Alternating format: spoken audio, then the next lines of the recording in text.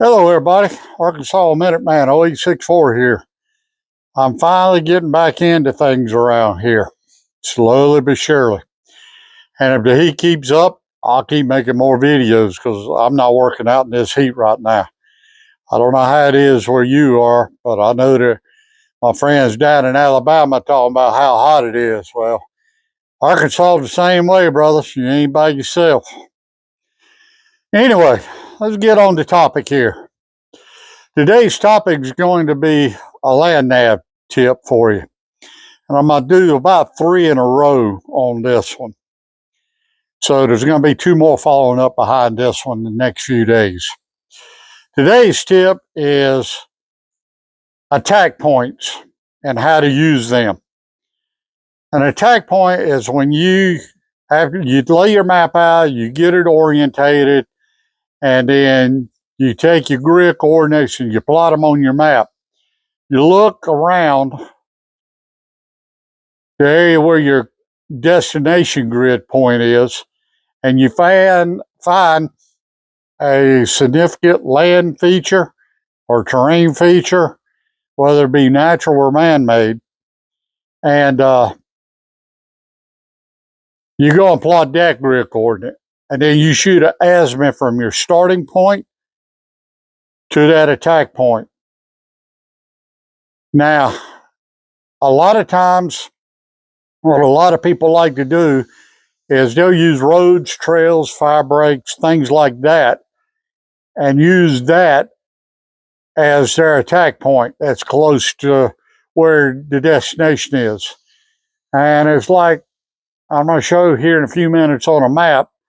I've got it marked out, and I apologize if you can't read it too well because I'm having a hard time reading it. So I'm going to try to explain everything as I go.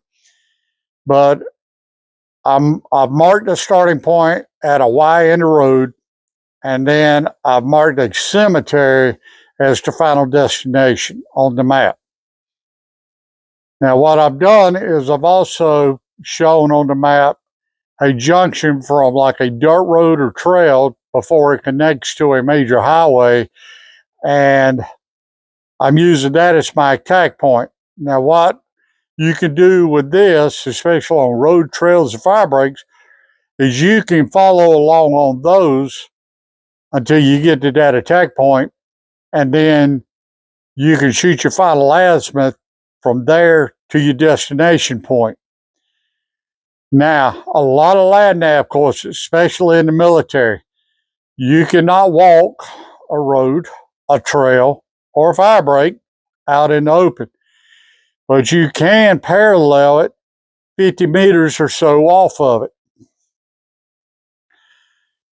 So remember this, if you go shoot a land nav course somewhere, if they don't tell you outright, you may want to ask, can I walk the roads and trails? And they're probably going to say, no, you got to stay X number of meters off of the trail. So you just parallel in I can't even talk this morning. You just parallel inside the wood line along the edge of the road or trail at 50 meters or so. And I would actually back it up a little bit further if you can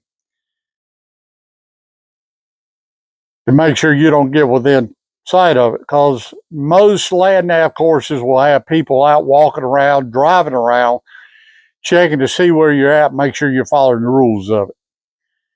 But here's my old adage, and I lived 24 years by it in the military, and it was taught to me in the military. If you ain't cheating, you ain't trying, and if you get caught, then you didn't try hard enough. So just remember that. So I'm gonna jump off here for a minute or two, and I'm gonna set the camera up so it's looking down onto the map, and I'm gonna use a pencil as a pointer and show you everything, and show you how to set up your attack point and how to go and run that attack point and then run from the attack point to your destination. And I hope that this is helpful to everybody. And I'll discuss probably a couple of different ways you could do it. Now, take note on this. By doing this, you have got to have your pace count down. You got to know exactly how many steps you're taking on your pace count to go and cover 100 meters. All right. This is very important when you're doing an attack point, especially when you're using roads, trails, and breaks as an attack point, because they will come in and cut you roads, trails, and fire breaks, and you're using an older map, and the map will not show those breaks. And speaking of maps, you're going to have to get a hold of USGS or Topo and find out if they make topographical maps that shows the details of all the roads, all the fire breaks, all the trails on there. And you probably also want to make sure there's things like water towers, radio antennas, shows where houses and buildings are on there, because I've noticed a lot of the newer topographical maps I've got, a lot of that stuff ain't on it anymore. They're just not putting the detail on them like they used to. And I can't figure out why. It makes no sense to me. So stand by. I'm going to break this down and I'm going to set it back up. And you're going to be looking at a map after this for a little bit. So I'll be right back. Okay, everybody. I'm hoping that you can see this pretty good. And we're going to get started here. Okay, I'm looking at this off to the side, so you had to bear with me while I get resituated. But, well, I'm going to move so I can see. All right, here's what we got. Right here at this Y is your starting point. And that is at grid Victor 7A4 Sierra 9 tree 5 0 tree 5 0. Our destination is right here, and it is a cemetery at grid coordinates Victor 784 Sierra 96750 0265. All right. Now, if you will look closely in here, and I hope you can see this on here, but there's a road that runs right through here. And here's the first road off to the right. There's a second road to the right. There's a third road to the left. There's a fourth road to the right. And then you come down this road, and there's a fifth road right here to the right. Now, the fourth and fifth roads on this one I have included as additional attack points. You can use multiple attack points on doing this. Excuse me. All right. So what you're going to do is you can do one or two things if you want to. You can put your protractor up here and you can go cross country dealing with whatever terrain and everything and shoot you a straight line. And then with the protractor, and I'm going to show this technique in my second one, is you got to line it up, put the center hole of your protractor with the string on it, and then you're going to bring this down so that it comes in here and it crosses Oh, wait a minute. I need to turn it right way over. My bad.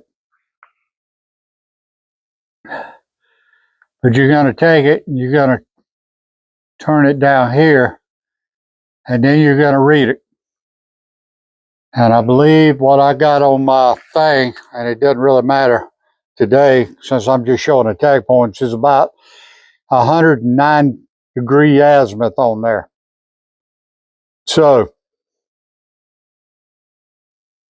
what you can do is using an attack point is you can go and don't even worry about, you don't have to plot your attack points.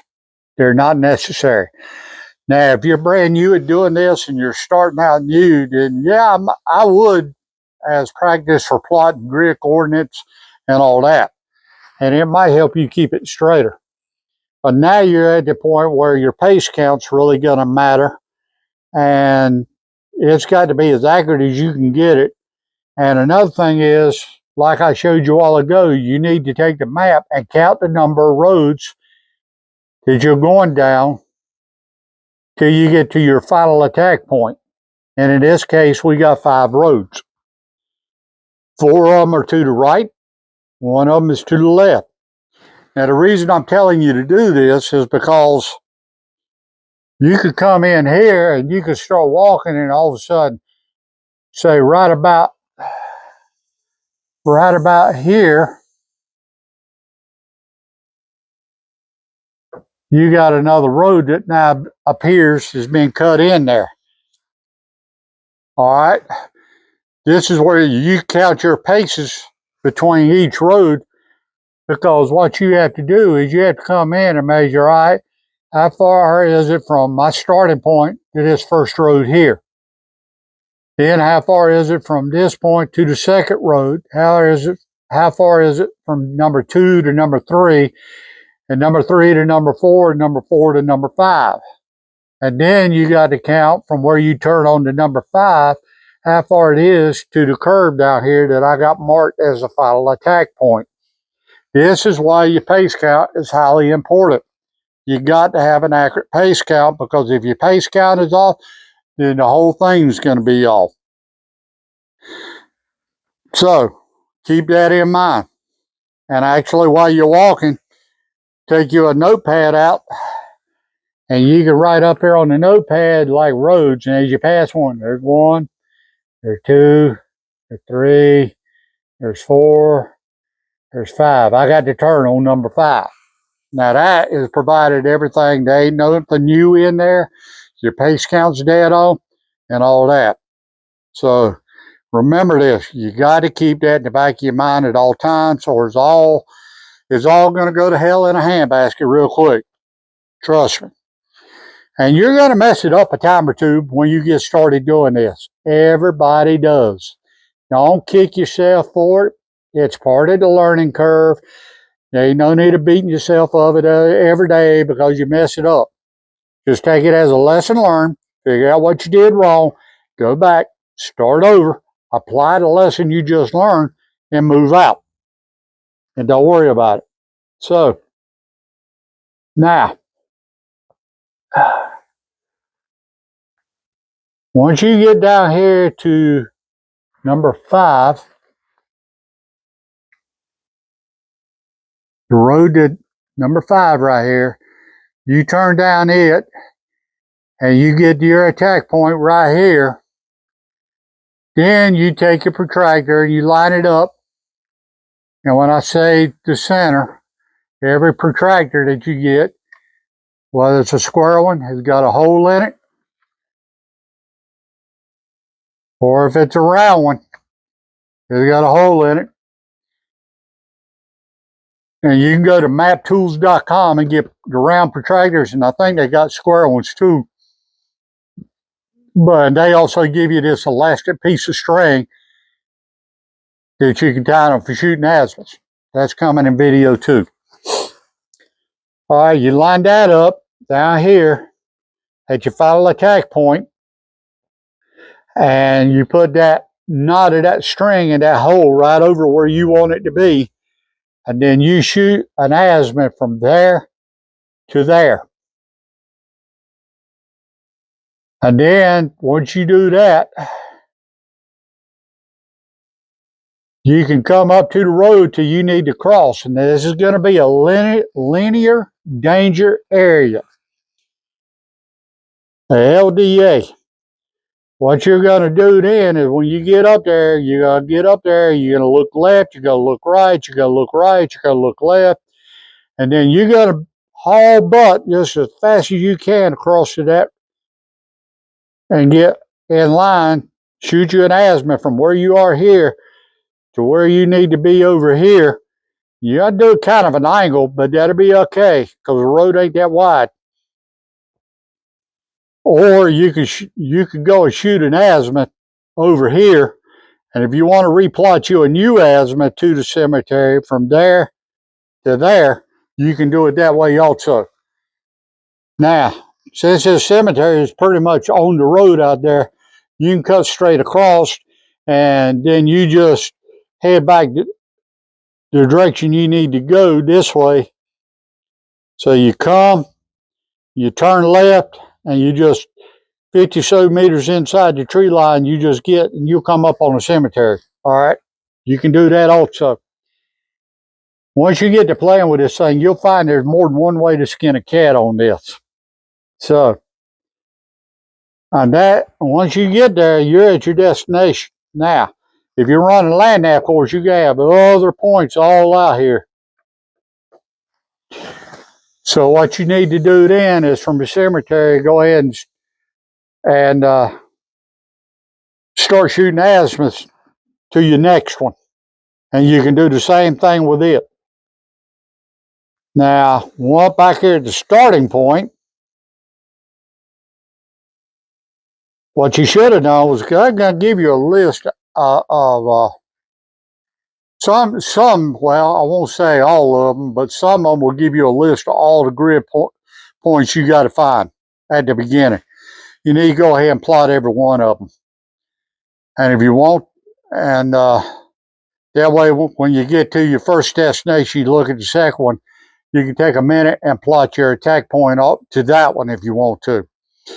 Some of them, you won't get a grid point until you get to that first point.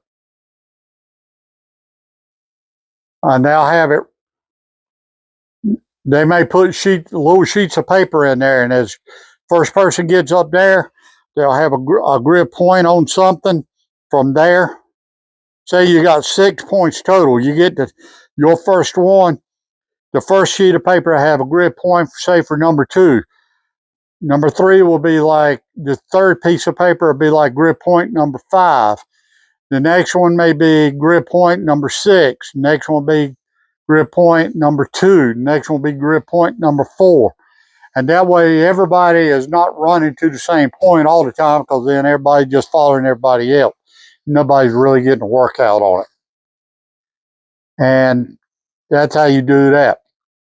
So hopefully this gives you an idea on what an attack point is, and it gives you an idea of how to use it. And if you got any questions about it, you can reach out at me, comment here, or you can go find me on Instagram. And I'll have my Instagram account up here, linked in the description below to this video. And go out there and touch the grass. Have fun. Try this. Learn something new. And if you're doing it out here in this hot weather, as a friend of mine said the other day, make sure you keep them insides wet, good and wet, because you're going to need it out here in this heat and humidity we got right now. Meantime, everybody, you be safe. Drink lots of water. Don't overdo yourself. And as always, stay alert. Pay attention to detail. Stay alive.